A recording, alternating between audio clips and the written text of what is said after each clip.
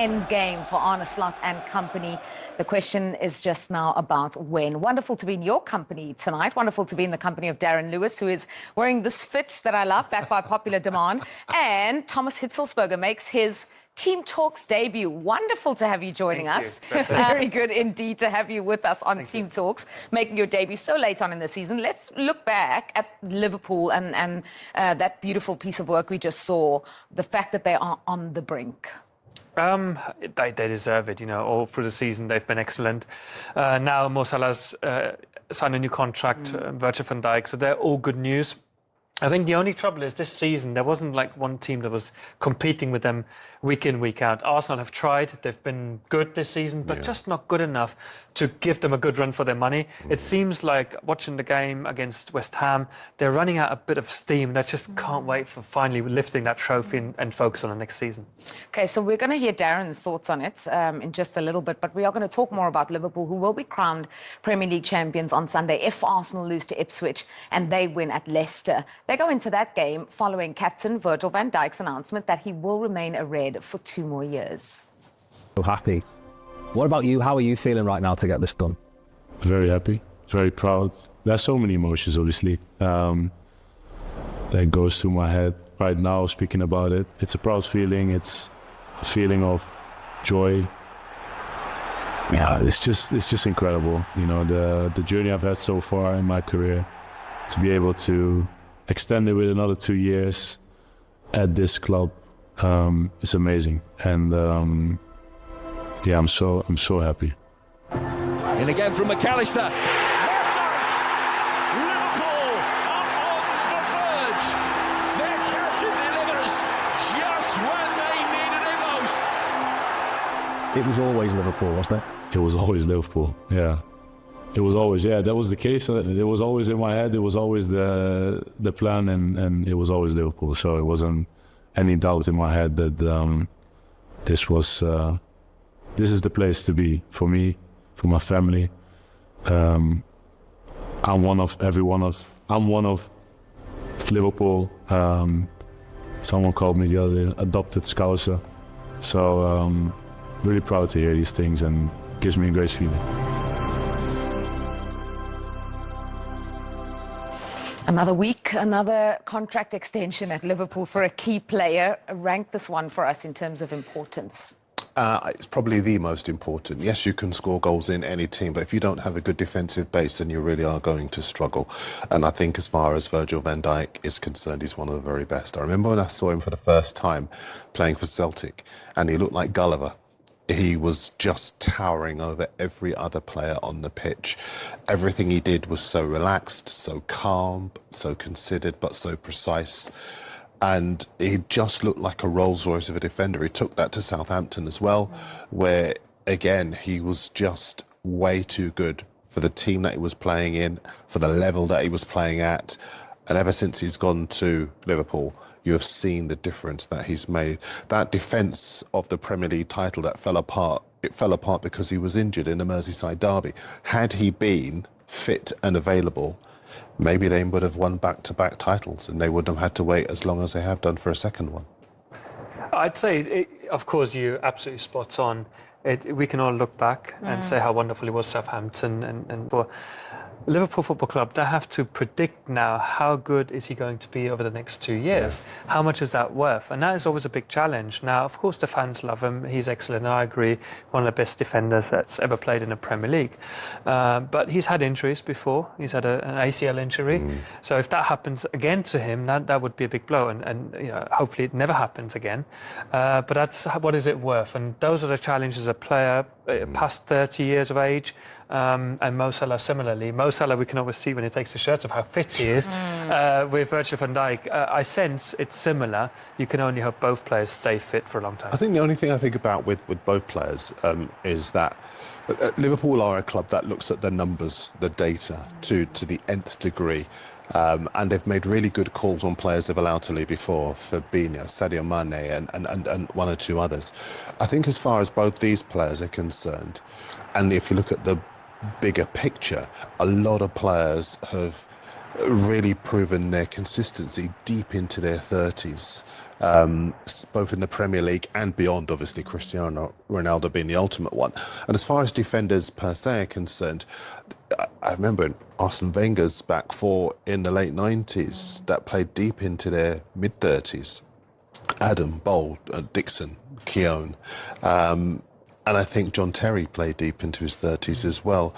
Rio Ferdinand did as well. So I think there are a number of examples where we can have that confidence. But the big rider, as you rightly say, is if he were to get another injury, what impact could that have? I just want to add one thing, going back to Mo Salah.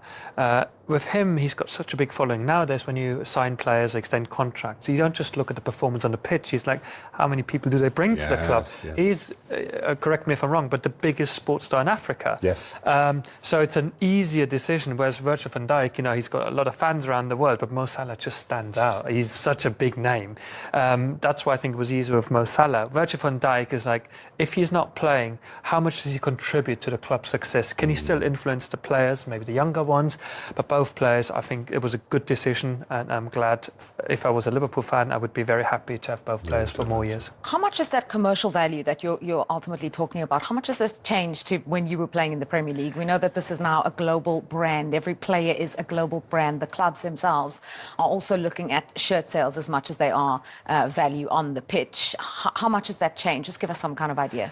Liverpool is one of those clubs who I think they know their data, they look into this, and it does also influence the decision making. It's very important. Not every club has the resources to really spend a lot of money on this, but it does play a big role. But of course, we all know the first and foremost reasons are, what do they do in the pitch? Can they score goals? Can they defend goals? And with both players, it's sure those were the main criteria. Yeah, and you can understand why Liverpool went and recruited Virgil van Dijk, and the money they spent on him has made such a difference. And as the saying goes, defence wins you titles. The proof is in the pudding, obviously. You've both mentioned how excellent he is. Where does he rank, though, in terms of Premier League centre-backs and all-time greats? Well, I would think he's up alongside the likes of Rio, Vidic, Terry. I'd probably go with Terry alongside Terry, because Terry was a warrior. You'd have to carry him out on his shield.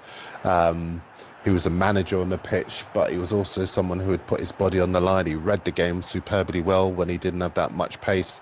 And yeah, he was just simply outstanding. But Virgil, he's got that calm. He's got, and he transmits that calm to the rest of his backline. He's an organiser as well. He makes so many players around him better with the way that he organises that backline and the midfielders in front of him too. I'd probably go with a tie, because I'm a little bit of a chicken and I'm going to sit on the fence. Yeah, both players, I totally agree. John Terry, but Rio Ferdinand, really good. I would throw in Vincent Kompany in the mix. Yes, of course. Similar. Absolutely. John Terry, different type of player. The physique's different, but of course he played for Chelsea. He's that, Chelsea centre half that you would always remember. Virgil hasn't been at Liverpool that long, but has had a huge impact. But I think Vincent Kompany is the other name that I would throw in and say they're all up there. It's difficult to say that one outstanding centre half, but they're all pretty decent. Yeah, I think since Virgil has committed his future to Liverpool, that debate has been raging on the socials, certainly. So, Liverpool go to Leicester, who could be relegated before they kick off on Sunday. Let's hear from both managers, starting with Arne Slot on his captain's new contract.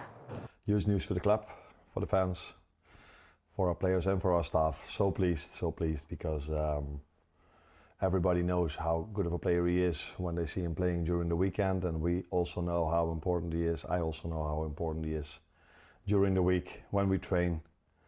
He is one of the few leaders there are still in the world of football, I think, for a team. And apart from that, he's shown this season again how important he is on the pitch.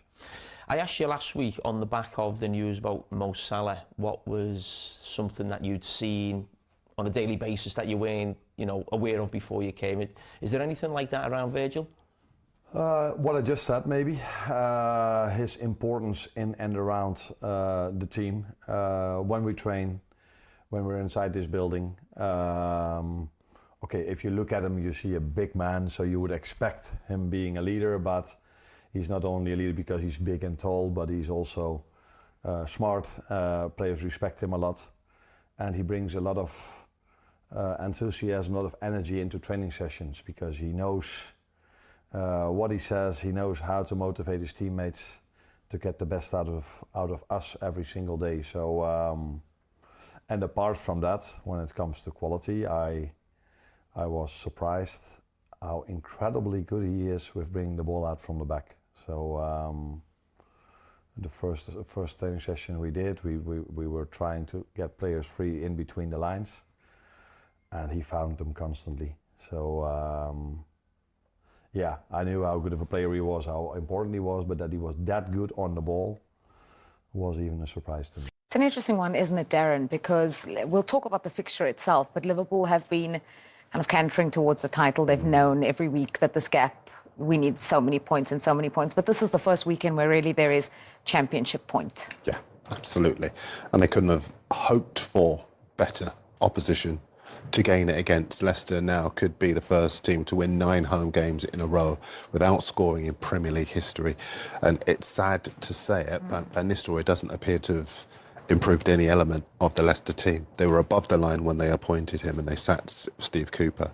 They can't defend, they can't score goals. So Liverpool, even in second gear, should be able to go and win this. We talk about them maybe running out of puff a little bit, maybe not looking as sharp as they had done earlier in the season, but I don't think they will have to for a game like this because they just have so many mistakes in them in their back line. I think the one thing they'll have to do is respect the game, obviously, and not turn up expecting to win. Yeah. But I think if they do turn up with anything like what we have seen from them so far this season, Liverpool should get those 3 points and leave it just 1 win away. Because it's not only straightforward, right? You were telling me about some permutations. They need Arsenal to lose, but if Arsenal win and then Arsenal win, just take us through it. So if Arsenal lose to Ipswich and then Liverpool were to beat Leicester, then of course you've got that scenario. Yeah, but then if Arsenal don't lose, what happens then?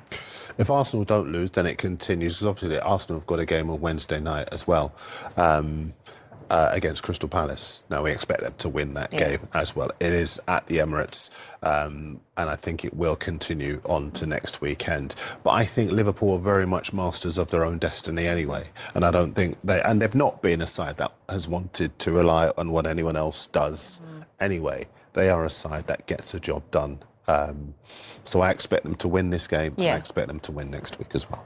So we're just looking at the earliest Premier League title wins. Liverpool themselves hold the record there. But if they do manage to win it this weekend, it would be with 5 games to spare. Manchester City and Manchester United have done that as well. Thomas, since it's our first time really getting your take on this Liverpool team under Arne Slot and what they are on the brink of doing, just talk us through how you've seen their season and what's impressed you most. Well, to see Arne Slot coming in after Jurgen Klopp, who's been such a dominant figure as a manager, I was there at the last game last season. I thought, this is really, really impressive what the club put on. They slowed down towards the end of the season. Think, what is Arne Slot going to do? The way he came in, the way he changed the style, it's more economical. It's nice to watch. I've been extremely impressed. It's just a shame what I said earlier. There hasn't been a team that really fought with them very, very hard. But nevertheless, they did what they had to do. Why it's sometimes for me difficult to compare where this ranks. But overall, in the first season of a new manager, to also, I thought at some point the Salah and Van Dijk contract negotiation would make life difficult for the entire team, and that never really happened. We heard Salah coming out, at some point criticizing the club for, he's more out than in, and under these circumstances, you couldn't have asked for a better management of the team and the club. So very, very impressed. But again, they need to change a few things in order to be up there at the top again next season. Yeah, and it's quite an interesting fixture itself, isn't it? Where you've got one team on the brink of the title and one team on the brink of relegation. It is, but you've summed it up. You know, this Leicester side just does not look as if they were capable of doing a good job against Liverpool. On the other hand, Liverpool, they can focus now on finishing the job, and even better for them if Arsenal lose to Ipswich, then they can secure the title, because I don't think they want to do it in midweek when they're at home. So this is, I sincerely think they're well deserved. And I've enjoyed watching them, especially Mo Salah, because when he's injury free and he's rolling, he's unbelievable.